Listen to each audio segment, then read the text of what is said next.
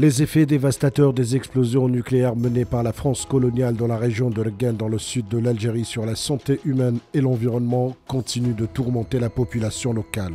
63 ans après cette catastrophe, les séquelles sont toujours visibles en attendant que cet acte colonial inhumain soit criminalisé. Il était 7h04 du matin lorsque le cours de la vie des habitants de la région changera à tout jamais le 13 février 1960. Cette année, la France coloniale a usé d'une puissance explosive dépassant fortement la bombe d'Hiroshima qui continue à ce jour de faire souffrir les populations locales, un nombre élevé de cas de cancer, notamment parmi les jeunes, des cas de malformations congénitales et de fausses couches enregistrées annuellement, une explosion nucléaire qui faisait partie de la politique de la terre brûlée menée par le colon français en riposte aux victoires et aux faits réalisés lors de la glorieuse guerre de libération nationale dans le sud du pays, ayant mis en échec les desseins de la France visant à séparer le sud aux énormes potentialités économiques et stratégiques du reste du pays. 17 explosions nucléaires ont eu lieu entre la région de l'Ain à Adrar et Iniker à Tamanrasset, dont certaines souterraines et d'autres menées en surface, ce qui constitue